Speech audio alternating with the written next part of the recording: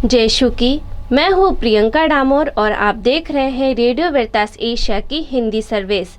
कलीसियाई समाचार में आप सभी का स्वागत है। कलीसियाई समाचारों में प्रमुख है, संत पिता फ्रांसिस ने आर्च बिशप आर्थर रोश को ईश्वरीय उपासना के लिए मंडली के प्रमुख के रूप में नामित किया। स्विस बिशप एपिस्कोपल विकार के स्थान पर आम लोगों को नियुक्त किया। पूर्वी म्यांमार में एक और चर्च पर हमला। कार्डिनल कॉर्नेलियस सिम का 69 वर्ष की आयु में निधन। कार्डिनल अलन चेरी ने एसएमसी प्रमुख के रूप में 10 साल पूरे किए। भारत के नए अपोस्टोलिक नुन्सियो लियोपोल्डो गिरेली का विशेष स्वागत किया गया। संयुक्त अरब अमीरात में भारतीय शिक्षक ने वैश्विक पुरस्कार के लिए नन को धन्यवाद दिया। चक्रवात प्रभावित लोगों की मदद करती कलीसिया। केरल में हिंदू ख्रिस्तीय शांति को भंग करने की साजिश। उड़ीसा चर्च ने अस्पताल को कोविड केयर सेंटर में बदला। कोर्ट के आदेश पर फादर स्टैन स्वामी कैथोलिक अस्पताल में भर्ती। अब जानते हैं समाचार विस्तार से। संत पिता फ्रांसिस ने आर्च बिशप आर्थर रोश को ईश्वरीय उपासना के लिए मंडली के प्रमुख के रूप में नामित किया। संत पिता फ्रांसिस ने आर्च बिशप आर्थर रोश को ईश्वरीय उपासना के लिए कलीसिया के नए प्रीफेक्ट के रूप में नामित किया। 71 वर्षीय आर्च बिशप आर्थर रोश ने 2012 में पॉप बेनेडिक्ट 16वें द्वारा अपनी नियुक्ति के बाद से दिव्य पूजा मंडली में काम किया है। वह कार्डिनल रॉबर्ट सारा की जगह लेंगे, जिन्होंने 6 साल तक मंडली के प्रीफेक्ट के रूप में सेवा की। स्विस बिशप एपिस्कोपल विकार के स्थान पर आम लोगों को नियुक्त किया।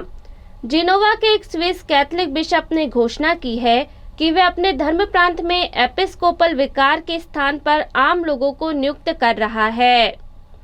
बिशप चार्ल्स मोरेरोड, जिन्होंने 2011 से लॉन्जेन, जिनोवा और फाइबर्ग के विकार का नेतृत्व किया, स्विस कैथोलिक चर्च की वेबसाइट cath.ch के साथ 25 मई के इंटरव्यू में निर्णय का खुलासा किया।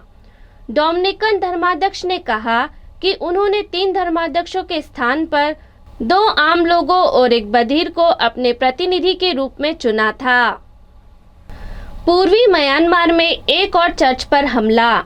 काया राज्य में पूर्वी म्यांमार में एक कैथोलिक गढ़ के एक अन्य चर्च पर सेना द्वारा हमला किया गया। चर्च के सूत्रों के अनुसार डोमेसो शहर में सेंट जोसेफ चर्च 26 मई की रात को तोपखाने की आग की चपेट में आ गया था, लेकिन कोई हताहत नहीं हुआ। चर्च की खिड़कियां टूटी हुई थी और गोलीबारी के कारण दीवारों में कई छेद भी दिखाई दे रहे थे। कैथोलिक सूत्रों का कहना है कि कोई भी चर्च परिसर के अंदर नहीं था, क्योंकि डोमेसो टाउनशिप के सभी लोग क्षेत्र में भारी लड़ाई के बाद पहले ही सुरक्षित क्षेत्रों में भाग चुके हैं। कार्डिनल कॉर्नेलियस सिम का 69 वर्ष की आयु में निधन। ब्रुनेई के धर्मगुरु और पहले कैथोलिक पुरोहित कार्डिनल कॉर्नेलियस सिम का शनिवार को ताइवान के एक अस्पताल में निधन हो गया। ब्रुनेई में अपोस्टोलिक विक्टोरेट के एक पत्र में कहा गया है कि कार्डिनल कॉर्नेलियस सिम को 8 मई को ताइवान में चिकित्सा उपचार प्राप्त करने के लिए आने के बाद से चांगगंग मेमोरियल अस्पताल में भर्ती कराया गया था। कार्डिनल सिम का 29 मई को सुबह 8:28 पर कार्डियक अरेस्ट से निधन हो गया। कार्डिनल अलन चेरी ने एसएमसी प्रमुख के रूप में 10 साल पूरे किए।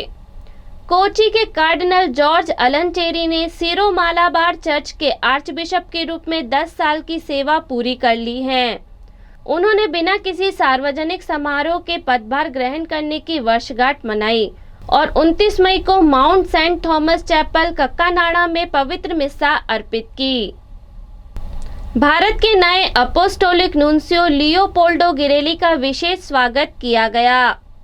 शुक्रवार 28 मई को इंदिरा गांधी अंतर्राष्ट्रीय हवाई अड्डे नई दिल्ली में भारत के नए अपोस्टोलिक नुन्सियो मोस्ट रेवरेंड लियोपोल्डो गिरेली का विशेष स्वागत सीसीबीआई के महासचिव और दिल्ली के आर्च बिशप अनिल द्वारा किया गया। मोस्ट रेवरेंड लियोपोल्डो गिरेली को 13 मार्च 2021 को पोप फ्रांसिस द्वारा भारत में नुनशो के रूप में नियुक्त किया गया था। संयुक्त अरब अमीरात में भारतीय शिक्षक ने वैश्विक पुरस्कार के लिए नन को धन्यवाद दिया। शारजहां कैम्ब्रिज यूनिवर्सिटी प्रेस का 2021 डेडिकेट टीचर अवार्ड जीतने वाली एक भारतीय शिक्षिका ने बेंगलोर की गुड शेफर्ड नन और अन्य लोगों और उनके कर्तव्य से परे जाने में मदद के लिए धन्यवाद दिया। संयुक्त अरब अमीरात के एक स्कूल की सामाजिक अध्ययन की शिक्षिका अनम्मा लूसी ने कहा, इस प्रतिष्ठित पुरस्कार को जीतने के बाद मैं खुशी से अभिभूत हूँ और यह मुझे आने वाले वर्षों के लिए प्रेरित करता है। उसने 112 देशों में 13,000 नामांकन जीते। चक्रवात प्रभावित लोगों की मदद करती कलीसिया।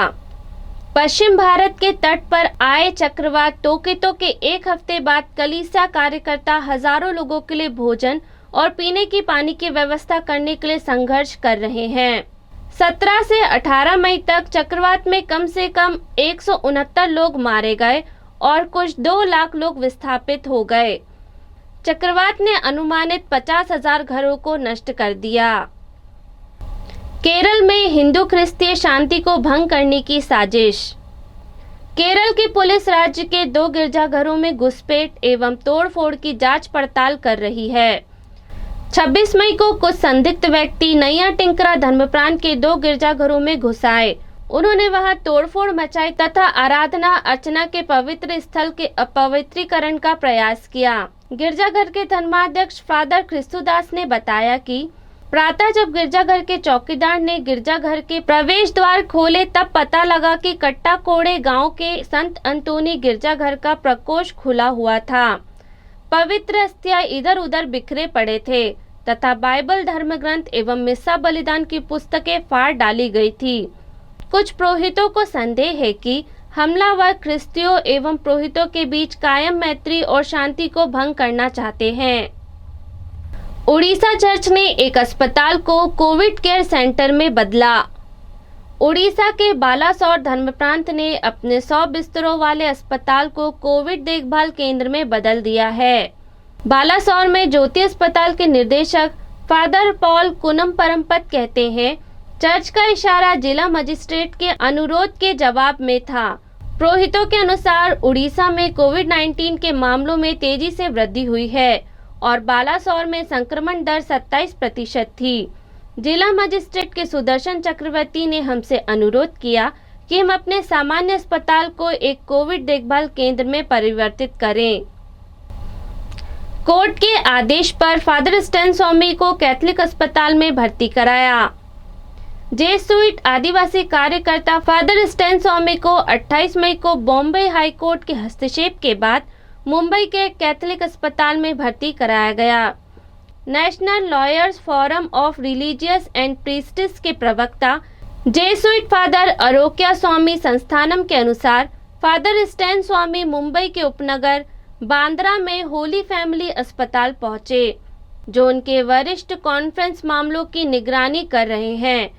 फादर संस्थानम ने बताया कि हमें खुशी है कि अदालत ने स्वास्थ्य की स्थिति, स्वास्थ्य आपातकाल और फादर स्टैन स्वामी की तत्काल चिकित्सा उपचार की सख्त जरूरतों को सही ढंग से समझा और राहत दी।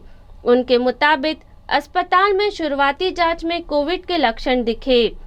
फादर स्टैन स्वामी को कोविड आईसीयू में स्थानांतरित कर दिया गया, जहां वे ऑक्सीजन पर हैं। इसी के साथ कलीसिया समाचार समाप्त हुए। अगली बार फिर मुलाकात होगी नई खबरों के साथ। नमस्कार।